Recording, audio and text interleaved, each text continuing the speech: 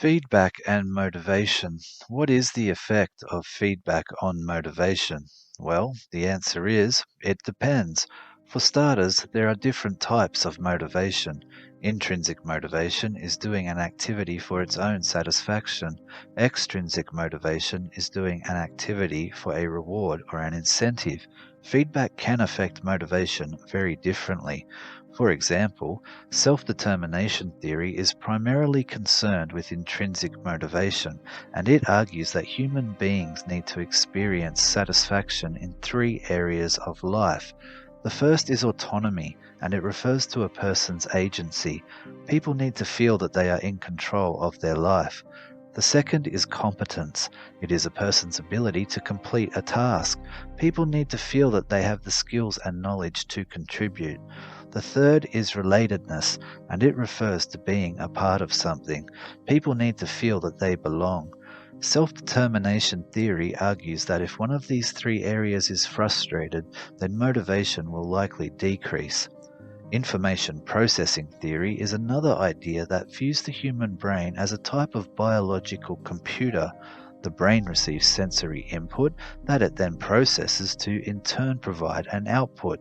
Information processing theory argues that feedback is just a necessary input for development. The theory suggests that the repetitious nature of feedback is in fact the input that allows the human brain to process and correct the course of action. As a result, output is enhanced or learning takes place. Therefore, information processing theory argues that feedback increases motivation. Goal-setting theory is another motivational concept that argues that various levels of motivation among people are the result of a difference in goals that people pursue. Goals can be pursued through multiple approaches, and they often are, because of the feedback that people inevitably receive. Edwin Locke, an early pioneer of goal-setting theory, perhaps summed it up best when he said, "For goals to be effective, people need summary feedback that reveals progress in relation to their goals. If they do not know how they are doing, it is difficult or impossible for them to adjust the level or direction of their effort or to adjust their performance strategies to match what the goal requires. If the goal is to cut down 30 trees in a day, people have no way to tell if they are on target unless they know how many trees have been cut. When people find they are below target, they normally increase their effort or try a new strategy.